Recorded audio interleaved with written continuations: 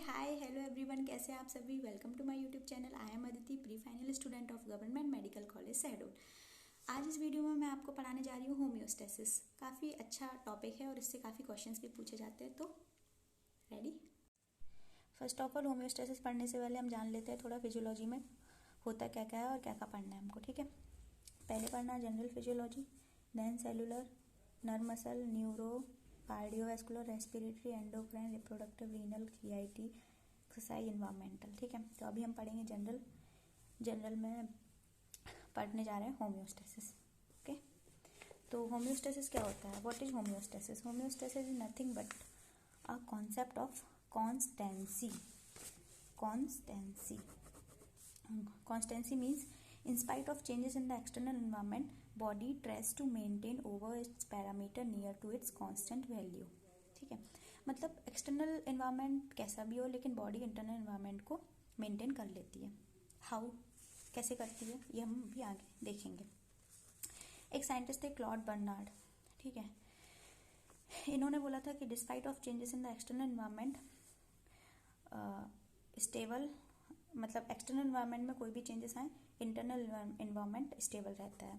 इसी चीज़ को बोलते हैं मिलियू इंटीरियर। क्या, मिलियू इंटीरियर।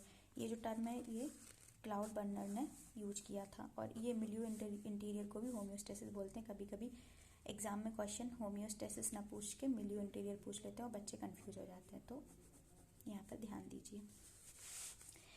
फिर एक साइंटिस्ट थे वॉल्टर कैनॉन जो थे ना, इन्होंने फर्दर डेवलप किया था concept of constituency.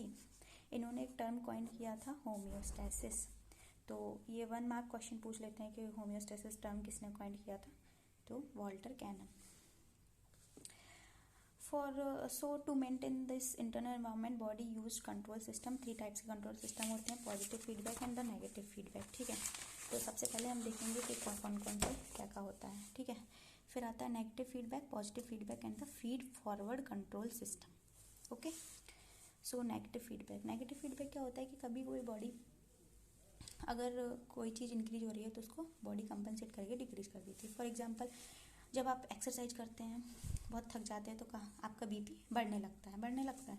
BP rise हुआ तो बॉडी कंपनसेट करके उसको डिक्रीज कर देगी। तो ये एक नेगेटिव फीडबैक एग्जांपल हो गया। पॉजिटिव फीडबैक में क्या होता है कि वही सेम एक्सरसाइज आप कर रहे हैं, ठीक है, एक्सरसाइज किए, बीपी कंट्रोल कैसे होगा। जैसे बीपी कंट्रोल करने के लिए क्या होता है, न्यूरॉन और central nervous system action potential generate करने लगता है, ठीक है। एक्शन पोटेंशियल जनरेट होने की वजह से क्या होने लगता है, सोडियम चैनल्स ओपन हो जाएंगे। सोडियम चैनल्स ओपन होंगे, जैसे सोडियम चैनल्स ओपन होंगे सोडियम का इन्फ्लक्स होने लगेगा, ठीक है। ये तो आप 12th में भी पढ़ के आए हुए होंगे। सोडियम का इन्फ्लक्स होगा, सोडियम इन्फ्लक्स जैसे ही करेंगे तो डीपोलराइजेशन हो जाएगा, डीपोलराइजेशन होगा, फर्दर सोडियम चैनल्स ओपन होंगे, फर्दर सोडियम चैनल्स ओपन होंगे, फर्दर सोडियम का इन्फ्लक्स बढ़ेगा, फर्दर डीपोलराइजेशन। तो ये क्या हुआ, एम्प्लीफिकेशन हो रहा है। एम्प्लीफिकेशन मतलब ऐड ऑन होता जा रहा है, कोई भी चीज़ कम नहीं कर रहा है, वो बढ़ा रहा है बल्कि। तो इसको बोलते हैं keyword of the positive feedback. ये जो साइकिल इसको बोलते हैं हॉजकिंस साइकिल, ओके। फिर एक एग्जांपल ले लेते हैं फीड फॉरवर्ड का। फीड फॉरवर्ड में कुछ नहीं होता है। फीड फॉरवर्ड में क्या होता है कि इसमें क्या होता है कि एक्सरसाइज कर नहीं रहे हैं आप, कोई स्टिमुलस नहीं है, बस सोच रहे हैं उसके बारे में, एक्सरसाइज के बारे में बस सोच रहे हैं। और क्या हो रहा है कि आपकी सोचते सोचते हार्ट रेट बढ़ जा रहा है, रेस्पिरेटरी रेट बढ़ जा रहा है, कोई स्टिमुलस नहीं है। इसी को बोलते हैं anticipation control system. Anticipatory mechanism है ये सारी, बस सोचने भर से ही हार्ट रेट, रेस्पिरेटरी सब कुछ बढ़ जा रहा है, ठीक है। अब थोड़ा नेगेटिव फीडबैक को डिटेल में पढ़ लेते हैं। नेगेटिव फीडबैक में क्या होता है कि एक्सरसाइज किया आपने, स्टिमुलस मिला, ठीक है, बीपी इंक्रीज हुआ। बीपी कैसे इंक्रीज होता है, क्या होता है कि हमारे हार्ट में कैरोटिड बॉडी और टिकार्च होता है, वहाँ पे ना बैरो रिसेप्टर्स प्रेजेंट होते हैं, ठीक है। तो जैसे ही हार्ट मतलब बीपी बढ़ता है तो हार्ट क्या करेगा, स्ट्रेच करेगा। हार्ट स्ट्रेच करेगा तो वो जो रिसेप्टर होते हैं वो सेंस कर लेते हैं, ठीक है। फिर सेंस करने के बाद उन वहाँ पे क्रेनियल नर्व्स होती है 9 और 10, उस रिसेप्टर्स में ये जो बीपी इंक्रीज हो रहा है उसको सेंस करते हुए क्रेनियल नर्व उनका सेंसेशन लेके जाएंगे कहाँ पर, मेडुला में जैसे लेके आएंगे तो इफेक्टर्स ऑर्गन तक लेके जाएंगे। इफेक्टर्स कौन कौन से होते हैं, central nervous parasympathetic nervous system and sympathetic nervous system. अब बीपी राइज हो रहा है तो क्या होगा, पैरासिम्पैथेटिक नर्वस सिस्टम स्टिमुलेट होगा, sympathetic nervous system negative feedback मतलब डिप्रेस होगा, तो पैरासिम्पैथेटिक नर्वस सिस्टम को स्टिमुलेट होगा तो बीपी क्या हो जाएगा, कम हो जाएगा।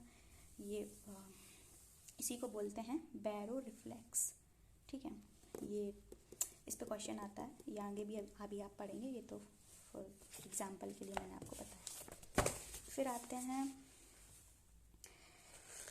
फिर अपन देखेंगे कि नेगेटिव फीडबैक में मेनली क्या क्या होता है। तो पहला बता दी मैं, बीपी कंट्रोल, बैरो रिफ्लेक्स, ये तो अच्छे से डिटेल में। दूसरा क्या होता है, एंडोक्राइन हार्मोन रेगुलेशन होता है। अगर T3 T4 लेवल बढ़ता है तो TSH कम हो जाता है और TRH भी कम हो जाता है। ठीक है, ये फॉल्स अंडर नेगेटिव फीडबैक में आता है, लेकिन ये नेगेटिव फीडबैक में आता है, इसका एक एक्सेप्शन है, आगे देखेंगे अभी। फिर आते हैं importance of negative feedback. Negative feedback का इंपॉर्टेंस क्या है। ठीक है, तो सबसे first of all degree of effectiveness, इसका अपन कैसे असेस्ट करते हैं, with the help of gain. Gain क्या होता है, कितना करेक्शन है अपॉन कितना एरर है, how much correction upon how much error. Okay, तो फॉर एग्जांपल देखिए, सिस्टोलिक बीपी अपन ने एक्सरसाइज की, सिस्टोलिक बीपी कितना बढ़ गया, 180 mmHg बढ़ गया। ठीक है, फिर एंड ऑफ एक्सरसाइज अपन ने रोक दी तो सिस्टोलिक बीपी कितना हो गया, 150 mmHg आ गया। ठीक है, तो अपन गेन निकालेंगे। अब गेन कितना हुआ, वही हाउ मच करेक्शन, करेक्टेड कितना था, 180 बढ़ गया था, 150 तक एंड हुआ तो 30 करेक्टेड था, और उसमें एरर कितनी थी, वही टोटल होना चाहिए 120, लेकिन 150 तक गया तो एरर अपन निकालेंगे 30 आई, तो गेन कितना हुआ, 1 हो गया। ओके, समझ आ रहा है ना, गेन 1 हो गया। फिर गेन में, लेकिन अब ये क्या है, नेगेटिव फीडबैक है तो अपन -1 लिखेंगे इसको। ठीक है, तो यही होता है gain equal to correction upon error. लेकिन कभी कभी क्या हो जाता है, अगर एरर 0 हो जाए, एरर अगर इफ इट बिकम 0 तो क्या होता है, इट बिकम्स इन्फिनिटी। हाँ, अपन ने पढ़ा होगा कि अगर डिनोमिनेटर 0 हो जाता है तो जो ओवरऑल रिजल्ट आता है वो क्या आता है, इनफाइनाइट हो जाता है। तो क्या हो जाएगा, इन्फिनिट। अगर एरर 0 है, अगर ये 120 तक ही पहुँचता तो क्या हो जाती, 0 हो जाती एरर, तो ये इनफाइनाइट हो जाता। इसी को बोलते हैं infinite feedback gain, infinite feedback gain. ठीक है, इसी को बोलते हैं। फिर क्या होता है कि ये हमारी बॉडी में नॉर्मली जो बैरो रिसेप्टर होते हैं वो नहीं कर पाते हैं। किडनी इंपॉर्टेंट रोल प्ले करती है, यही किडनी जो होती है वही बीपी में क्या करती है, इनफाइनाइट फीडबैक गेन करवाती है। ठीक है, तो if negative feedback our baroreceptor bringing 150 mmHg, it means it leaving some error here, but लेकिन जो किडनी होती है वो क्या करती है, 120 mmHg तक लेके आती है। जैसे बैरो रिसेप्टर 150 mmHg तक लेके आए हैं प्रेशर को कम करते हुए, लेकिन किडनी क्या करती है, 120 तक लेके आती है, तो इसलिए किडनी में 0 एरर होता है। लेकिन वो क्या होती है, लॉन्ग, इसकी प्रोसेस बहुत लॉन्ग टाइम तक चलती रहती है। क्या करती है, यूरिन को एक्सक्रीट आउट करती है ना, इस वजह से क्या होता है, 120 mmHg तक प्रेशर को कम करती है। और वो जो बैरो रिसेप्टर होता है वो शॉर्ट इंटरवल ऑफ टाइम के लिए होता है, इसलिए 150 तक कर पाता है। तो ये कॉन्सेप्ट था गेन का, ये था इनफाइनाइट फीडबैक मैकेनिज्म। अब आते हैं दूसरा कॉन्सेप्ट पॉजिटिव फीडबैक पर। ठीक है, पॉजिटिव फीडबैक क्या होता है, विशियस साइकिल होती है। ठीक है, इसमें क्या होता है, सबसे पहले स्टिमुलस इनिशिएट होता है, इनिशिएट हुआ स्टिमुलस, एम्पलीफाइज होता है और एम्पलीफाइज होता रहता है, फर्दर एम्पलीफाइज होता है, बढ़ा देता है रिस्पॉन्स को, तो उसको बोलते हैं पॉजिटिव फीडबैक। ठीक, एग्जाम्पल्स क्या है इसका, एक निमोनिक है क्लैप्स, CLAPS। ठीक है, सो सी से क्या होगा, क्लॉटिंग। अभी आगे फर्दर आप पढ़ोगे कि क्लॉटिंग में क्या होता है कि कैस्केड प्रोसेस चलती जाती है। ठीक है, वो प्रोसेस अभी आगे बताऊंगी पूरी, अभी तो फॉर एग्जांपल जान लो कि क्लॉटिंग एक कैस्केड प्रोसेस होती है, इसमें एम्पलीफिकेशन होता जाता है, इवेंचुअली एक क्या हो जाता है, स्टेबल क्लॉट का फॉर्मेशन हो जाता है। ठीक है, तो ये पॉजिटिव फीडबैक का एग्जाम्पल हुआ। दूसरा क्या होगा, LH सर्ज। क्या होता है, during the time of the ovulation क्या होता है कि ईस्ट्रोजन का लेवल बहुत हाई रहता है। ठीक है, क्योंकि ओव्यूलेशन के टाइम पे ईस्ट्रोजन बढ़ेगा, ईस्ट्रोजन जैसे बढ़ेगा क्या करवाएगा, LH सर्च करवाएगा, और LH सर्च जैसे हुई फर्दर ओव्यूलेशन करवाएगा, तो क्या हुआ, ये पॉजिटिव फीडबैक, क्योंकि ओव्यूलेशन हो ही रहा था, ईस्ट्रोजन बढ़ा दिया, ईस्ट्रोजन ने LH सर्च करवाया, LH हार्मोन बढ़ाया, ल्यूटिनाइजिंग हार्मोन बोलते हैं इसको, जैसे ही बढ़ा फिर से ओव्यूलेशन हो गया, तो ये एम्पलीफिकेशन हुआ ना इसमें, तो पॉजिटिव फीडबैक का एग्जाम। तीसरा आता है एक्शन पोटेंशियल, जो मैं पिछली अभी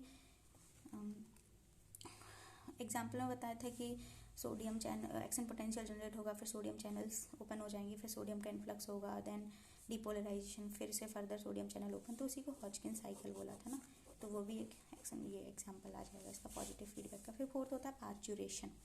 देखो पार्चुरेशन में क्या होता है, during process of delivery of fetus, delivery of the fetus में क्या होता है, जो फीटस का हेड होता है ना वो क्या करता है, प्रेस करता है यूट्राइन सर्विक्स को। ठीक है, यूट्राइन सर्विक्स को प्रेस करेगा तो क्या हो जाएगा, नर्वस सिग्नल जो होंगे वो इनिशिएट होंगे, नर्वस सिग्नल इनिशिएट होंगे वो करवाएंगे, leading to the release of the oxytocin, oxytocin hormone को रिलीज करवाएंगे। जैसे ही ऑक्सीटोसिन रिलीज होगा वो क्या करवाएगा, यूट्राइन कॉन्ट्रैक्शन, यूट्राइन कॉन्ट्रैक्शन करवाएगा। यूट्राइन कॉन्ट्रैक्शन होगा तो क्या होगा, further baby going to push the fetus further क्या हो जाएगा, फीटस फिर से पुश करेगा तो फिर से पुश करेगा तो फीटल का हेड डिसेंट होगा, फिर से यही पूरी प्रोसेस चलती जाएगी तो फिर लास्ट में क्या हो जाएगा, and with delivery of fetus बाहर आ जाएगा। इसी पूरे उसको बोला है फेर्ग्यूसन्स रिफ्लेक्स, ठीक है, फेर्ग्यूसन्स रिफ्लेक्स बोलते हैं, इसको याद रखना। ओके, फिर आते हैं एस पी हो गया ना फेर्ग्यूसन, फिर आते हैं एस पे। तो एस क्या था, शॉक। इसमें क्या होता है कि शॉक, पता है शॉक क्या होता है कि जब कोई ट्रॉमा हो जाता है, रोड ट्रैफिक एक्सीडेंट होता है तो बहुत ज़्यादा ब्लीडिंग होती है। ब्लीडिंग की वजह से क्या होता है कि बीपी कम होने लगेगा, बॉडी में फ्लूइड कम हो गया तो बीपी कम होगा, तो बीपी कम हुआ, ब्लड फ्लो कम हुआ हार्ट में, उसकी वजह से क्या हुआ, हार्ट की मसल्स हैं जो वीकन हो जाएंगी, फर्दर ब्लड बीपी कम हो जाएगा। ऐसे ही प्रोसेस चलती रहेगी और शॉक को वर्सन कर देगी। तो ये जो है ना पॉजिटिव फीडबैक कभी कभी गलत इफेक्ट भी डाल देता है, तो ये उसका नेगेटिव एग्जाम्पल है एक तरीके से पॉजिटिव फीडबैक का। ओके, तो नाउ अब आते हैं फीड फॉरवर्ड कंट्रोल सिस्टम पर, ठीक है। फीड फॉरवर्ड कंट्रोल सिस्टम इसमें मैं पहले ही बता चुकी हूँ कि इसमें कोई स्टिमुलस नहीं होता, नो स्टिमुलस, ठीक है। इसमें क्या होता है, only by thinking of anything like exercise and what ever, जो भी आप करना चाहते हो उसके बारे में सोचेंगे तो उसका इफेक्ट आपकी बॉडी में देखने को मिलेगा। जैसे एक्सरसाइज के बारे में सोचा तो हार्ट रेट बढ़ जाएगी, इसी को बोलते हैं एंटीसिपेटरी टैकीकार्डिया। हार्ट रेट के बढ़ने को बोलते हैं टैकीकार्डिया, ठीक है। तो और ये एंटीसिपेटरी तो एंटीसिपेटरी टैकीकार्डिया, ठीक है। और ऐसी रेस्पिरेटरी रेट बढ़ती है तो उसको टैकेपनिया बोलते हैं, तो इसको भी बोलेंगे एंटीसिपेटरी टैकेपनिया। ओके, दूसरा एग्जाम्पल है इसका कि बॉडी टेम्परेचर रेगुलेशन कैसे मेंटेन रखते हैं। क्या होता है, स्किन टेम्परेचर को अपन बोलते हैं shell temperature. Skin temperature is also called shell temperature, ठीक है। और इंटरनल ऑर्गन का जो टेम्परेचर होता है उसको बोलते हैं कोर टेम्परेचर। ओके, तो क्या होता है, now if individual expose to cold, जैसे अपन लोग कोई कोल्ड टेम्परेचर में एक्सपोज करते हैं तो ऑटोमेटिकली स्किन टेम्परेचर फॉल हो जाएगा अपनी स्किन का। अब स्किन ठंडी हो जाती है, टेम्परेचर फॉल हो गया उसका। लेकिन हाइपोथैलेमस क्या कर पाता है, एंटीसिपेटरी मैकेनिज्म को कर पाता है और डू मेंटेन कोर टेम्परेचर को मेंटेन रखता है, ठीक है। कोर टेम्परेचर कैसे मेंटेन होता है, बाय शिवरिंग। हाइपोथैलेमस क्या करेगा, स्टिमुलेट मतलब खुद एक्टिवेट हो जाएगा और शिवरिंग इफेक्ट को स्टिमुलेट कर देगा, तो शिवरिंग करने लगता है तो उस वजह से कोर का टेम्परेचर मेंटेन रहता है। ओके, तो ये भी फीड फॉरवर्ड कंट्रोल सिस्टम का एग्जांपल। फोर्थ है कि रोल ऑफ सेरिबेलम। सेरिबेलम क्या होता है, very very important brain part होता है ये किसका, मोटर कंट्रोल में रोल प्ले करता है। इसमें क्या होता है कि जैसे मान लो कोई रोड पर बहुत फास्ट व्हीकल चला के जा रहा है, अचानक से सामने गाय या फिर कोई एनिमल आ जाता है तो अचानक से अपन ब्रेक मार देते हैं। क्यों, क्योंकि अपने जो सेरिबेलम है उसने अपन को इन्फॉर्मेशन दी कि अब अपन को ब्रेक मारना है, ठीक है। नहीं तो फिर हमारा मतलब उस एनिमल की जान भी जा सकती है। इसलिए ये जो सेरिबेलम होता है ये फीड फॉरवर्ड कंट्रोल सिस्टम के कंट्रोल करना है, तुमको ब्रेक मारने हैं तो ये रोल प्ले करता है। ये थिंग्स अबाउट फ्यूचर के बारे में भी सोचता है, ठीक है। तो और कुछ कॉन्सेप्ट थे होम्योस्टेसिस के बारे में, जैसे कि कॉन्स्टेंसी, ये बॉडी पैरामीटर क्या होता है। जैसे हार्ट रेट नॉर्मली कितनी होती है, 72 पर मिनट होती है, लेकिन हम हमेशा रेंज में लिखते हैं 60 to 100 बीट पर मिनट हमेशा रखते हैं, क्योंकि रेंजेस होती हैं वैल्यूज़ की। क्योंकि होम्योस्टेसिस कभी ये नहीं बोलता कि एक ही रेंज होगी, हमेशा बोलता है कि एक ही मतलब वैल्यू होगी किसी भी चीज़ की, हमेशा रेंज होती है, ठीक है। और दूसरा प्रायोरिटीज़ ऑफ होम्योस्टेसिस में क्या होता है, प्रायोरिटाइजेशन होता है कि पहले पीएच चेंजेस होने हैं, फिर बीपी कंट्रोल होना है, ये नहीं कि सारा कुछ एक साथ हो जाए, ठीक है। तो ये वीडियो थी होम्योस्टेसिस पर। जो भी डाउट हो आप कमेंट बॉक्स में पूछ सकते हैं। Okay, please like share and subscribe my channel. Thank you, bye bye.